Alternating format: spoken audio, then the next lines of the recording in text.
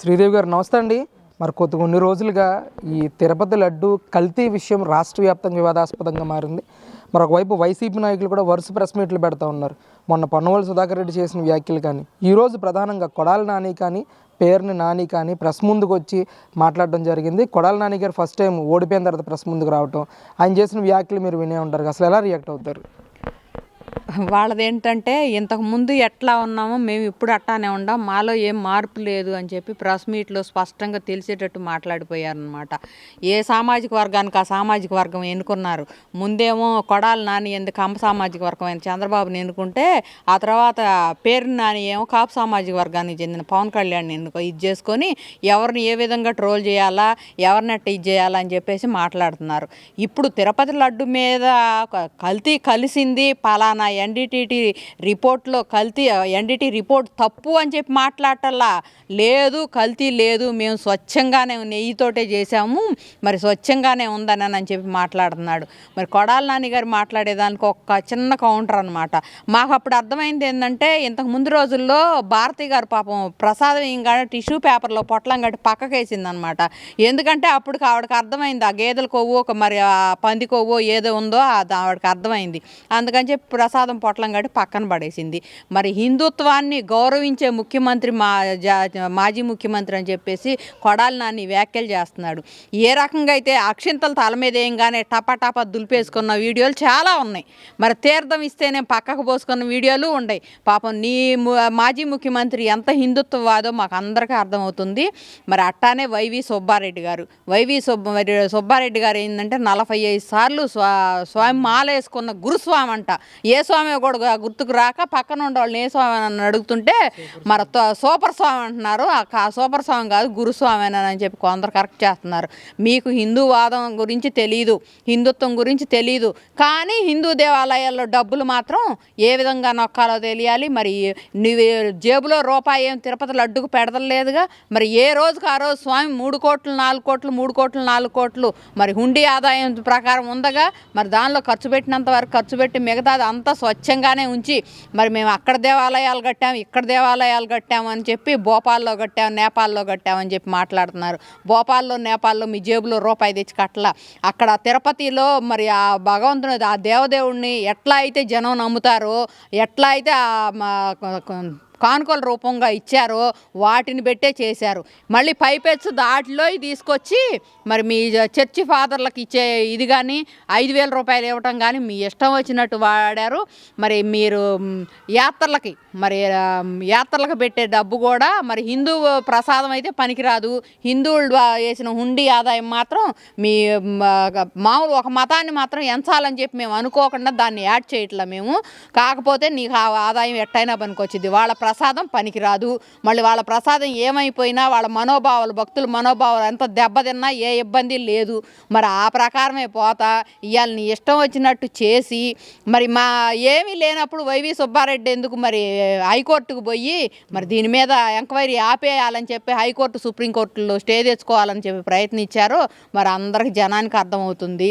మరి ఆయన శిక్షిస్తాడు అని చెప్పేసి ఆ దేవుడితో ఆటలు కాదు, మరి ఆ దేవుడు ఎట్ట శిక్షిస్తాడు అని చెప్పి మాట్లాడుతున్నాడు కొడాలి నాని గారికి. ఒక కౌంటర్ ఏంటంటే, మరి 7 కొండలు అక్కర్లేదు, 2 కొండలు చాలన్న వాళ్ళ నాన్న ఏ తీరుగా చేశాడో చూసాము. మరి ఇప్పుడేమో మరి అంత అక్కర్లేదు, మరి మీకు ఆదాయం ఎక్కువ, ఈ దేవుడికి అక్కర్లేదు, అందరికీ పంచాలని చెప్పి ఈ దేవుడిని ఆదాయాన్ని తీసి ఈ దేవుడిని ప్రసాదాన్ని మలినం చేయటానికి చూసావు కాబట్టి నీకు 2 పంగనామాల్లాగా 11 సీట్లు ఇచ్చారనమాట. అదొకటి గుర్తుపెట్టుకొని చేస్తే బాగుంటుంది. ఇంకా కూడా కింద పడ్డ పై చేయి మాదే అని చెప్పేసి మాట్లాడతా చంద్రబాబు మరి ఏకవచనాలు అనమాట. మీ ఇష్టం వచ్చినట్టు ఏకవచనాలతో మాట. ఇంకా నయ్యం, ఇంతకుముందు చంద్రబాబు గాడు, ఖర్జూర్ నాయుడు గాడు, లోకేష్ గాడు అనేవాడు. ఆ గాళ్ళు తీసేసి చంద్రబాబు అంటున్నాడు. అందుకు సంతోషించాలి. అందుకని చెప్పేసి మీ ఇష్టం వచ్చినట్టు మాట్లాడి హిందూ మనోభావాలను దెబ్బతీస్తే ఏ విధంగా అయితే రెవల్యూషన్ వచ్చిందో, మరి హిందూ స్వాములు అందరూ కూడా ఎట్లా బయలుదేరారని చెప్పి ఇప్పుడు ఇంకేముందో మా జగనన్న కూడా వస్తాడు, తిరుపతి దేవస్థానంలోకి వచ్చి మరి దేవుణ్ణి దర్శించుకొని అదే రోజు అన్ని గుళ్ళల్లో పూజలు చేయిస్తున్నాం, మేము చెయ్యాలని ఒక సంకల్పం పెట్టామని చెప్పి మాట్లాడుతున్నాడు కొడాలి నాని గారు. మరి ఇంతకు ముందు ఏమైపోయింది, మీ హిందూ దేవుళ్ళని ఏ రకంగా అయితే మరి ఎట్లా భ్రష్టు పట్టించావు, మరి ఏ రకంగా అయితే చేసావో చూస్తానే ఉండారు జనం. మేడం, ముఖ్యంగా గతంలో ఆంజనేయ స్వామి విగ్రహం మీద దాడి జరిగినప్పుడు దీనివల్ల ఏమన్నా ఆంజనేయ స్వామికి నష్టమా అని చెప్పిన కొడాలి నాని గారు ఈరోజు ఏ రకంగా హిందూ దేవాలయాల ముందు ఈ విధమైన కార్యక్రమాలకు పూనుకుంటారంటారు? అసలు ప్రజలు స్వాగతిస్తారంటారా వీళ్ళు చేసే ఈ ధర్నాలని? స్వాగతిస్తారో స్వాగతీయరో ఇప్పుడు తెలిసింది. మరి వాళ్ళని ఎక్కడ కూర్చోబెట్టాలో అక్కడ కూర్చోబెట్టారు. మరి బొమ్మేగా నరికితే ఏమైంది, మళ్ళీ కొత్త తలకాయ పెట్టుకోవచ్చు అని అన్నారు. మరి ఆ దుర్గగుడిలో 3 సింహాలు పోతే ఏముంది, వెండి ఏగా చేయించుకోవచ్చు అన్నారు. ఇవన్నీ వాళ్ళ ఇష్టం వచ్చినట్టు వాళ్ళైతే నోటికి తాటాకు కట్టినట్టు ఎట్టయినా మాట్లాడగలరు. కాకపోతే వాళ్ళందరూ ప్రజలు గమనించట్లేదు. మేము ఏ రోజు వచ్చి ప్రెస్ మీట్ పెడితే ఆ ప్రెస్ మీట్ నేను నమ్ముతున్నారు అని చెప్పి అనుకుంటున్నారు. మీ ప్రెస్ మీట్లు నమ్మట్లా. అందుకే మీకు ఏ విధంగా ఏ సీట్లు కావాలో ఆ సీట్లు ఇచ్చారు. అది కాకుండా ఆ కాస్త ఓటింగ్ను కూడా తగ్గించుకొని మనం ఇష్టం వచ్చినట్టు ఇట్లా చేస్తే బాగుంటుందని ఇవాళ లడ్డు అనేది ఎంత అపవిత్రమైందని చెప్పి ప్రపంచవ్యాప్తంగా నమ్ముతున్నారు. దేశం కాదు, రాష్ట్రం కాదు, ప్రపంచవ్యాప్తంగా. ఎందుకంటే తిరుమల దేవస్థానం ప్రసాదం అంటే అమృతంతో సమానము. మరి అక్కడ కుదిరినట్టు ఎక్కడా కుదరదు. ఎన్నో చోట్ల ప్రయోగాలు చేసినా కూడా అక్కడ కుదిరినట్టు అది దైవ సంకల్పం, ఆ స్వామి మహత్యం అని చెప్పేసి 200-300 సంవత్సరాల నుంచి ఆ లడ్డు జరుగుతుంది.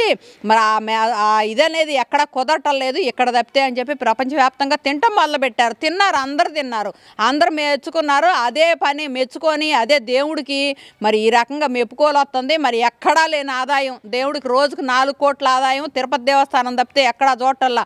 అందుకని చెప్పి కన్ను గుట్టిందనమాట. కన్ను గుట్టి ఈ రకంగా చేస్తే భక్తుల మనోభావాలు దెబ్బతింటాయి, ప్రసాదాన్ని స్వీకరించరు అని అనుకున్నారు. ఆ ప్రసాదాన్ని మలినం నుంచి మరి మంచిగా తీసుకొచ్చే మార్గం ఎంచుకొని ఇవాళ లడ్డు అనేది విక్రయాలు ఎక్కువ జరుగుతున్నాయి అని చెప్పి చెబుతున్నారు. దాన్ని చూసి సిగ్గు తెచ్చుకో. ముందు ఈ ప్రభుత్వం మీద బురద జల్లాలని చూస్తుంటే మబ్బు మీద ఉమ్మితే ఎట్టుంటుందో అదే పక్కీలో మీ మీదే పడుతుంది. అది గమనించుకొని మీ ఇష్టం వచ్చినట్టు చేస్తే బాగుంటుందని మా విన్నపం. అంటే ఒకవైపు పొన్నవల్లి సుధాకర్ రెడ్డి గారు మొన్న వ్యాఖ్యలు మీరు వినే ఉంటారు. పంది మాంసం 1400 ఉంది కేజీ, ఆవు నెయ్యి 350 రూపాయలు మాత్రమే. దానికి దీనికి పోలిక చెప్తూ ఆయన పొత్తడి ఇత్తడితో పోల్చిన విధానాన్ని ఎలా చూడొచ్చు మనం? ఇప్పుడు ఆయన తిరుపతి ప్రసాదాన్ని తీసుకుంటే వాడే నెయ్యి మాత్రమేమో పంది పుత్తడితోటి పుత్తడేమో పంది సౌర అనమాట, ఇత్తడేమో మరి లడ్డు అనమాట. పోలికను బట్టే ఎంతమంది ఎన్ని గడ్డి పెట్టి ఎట్లా ట్రోల్ చేస్తున్నారు ఇప్పుడు పొన్నవేలు సుధాకర్కి అర్థం కావట్లా. మరి ఏ రకంగా అయితే నువ్వు మరి నెయ్యి కన్నా కూడా పంది మాంసమే విలువైందని చెప్పి, పంది సౌరే విలువైందని చెప్పి చెబుతున్నావు. ఆ పంది సౌరు విలువేంటో ఆవు నెయ్యి విలువేంటో తెలియని మూర్ఖులు కాబట్టి మీరు కేవలం ఆ వేలో నుంచి వచ్చారు. మరి బ్రిటిష్ కాలం నాడు రాజారెడ్డి గారు పాపం ఆ బ్రిటిషులకి పంది మాంసం అమ్మి సంపాదించాడని ఒక టాక్ అయితే ఉంది. మీకు ఆ పంది మాంసం పుత్తడితోటో లేకపోతే ఇంకొక దానితో సమానం అయితే అవ్వచ్చేమో, కానీ మా హిందువులకు మాత్రం లడ్డూ ప్రసాదమే మహాప్రసాదంగా మేము స్వీకరిస్తాము.